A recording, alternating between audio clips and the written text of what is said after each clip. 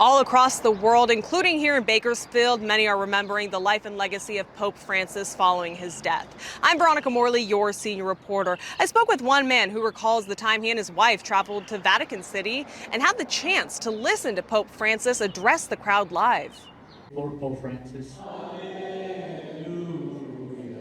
There he was. He just showed up right from the window, and it was so magical. Waking up to the news of the death of Pope Francis Monday morning, Bakersfield resident Juan Luis said it was an emotional day in his household. Easter had just passed, and him speaking at Easter Mass, and then all of a sudden hearing of his passing, I believe that he was at peace with his decision. Louis and his wife had the opportunity to travel to Rome in January of 2023 and visit Vatican City just as Pope Francis was set to speak. Nella liturgia odierna si proclamano le beatitudini secondo il Vangelo di Matteo. The whole crowd just went in awe and disbelief. His wife, a die-hard Catholic, according to Louis, was in tears. Her growing up in the Philippines and being very religious, it was just such a inspirational moment. It was just very magical for her. Even people outside of the church, he was just truly in service to the people of the world, and that will be his legacy. As parishioners across the globe mourn his passing, many are looking to their local diocese for guidance. Traditionally, about 20 days after the passing of the Pope, they'll bring together what we call the Conclave,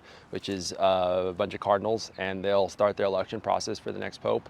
Until then, though, they'll be celebrating the life of the Pope and his legacy. Known to be a progressive leader, Pope Francis often took a stand for humanitarian efforts, something that Catholics and non-Catholics can agree benefited society and spoke to his legacy. He represented the Christ man and the Son of Man himself. He modernized today's issues, and he was able to accept the way today, the way it is.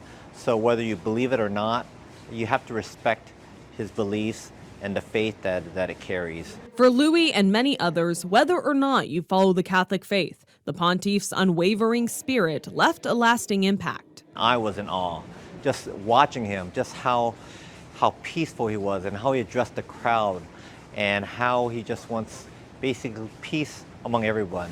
Sono coloro che sanno di non bastare a se stessi. And Marquez said the Vatican is likely to give ample time for celebrations of life and legacy for Pope Francis before calling a conclave. In Bakersfield, I'm Veronica Morley, your senior reporter.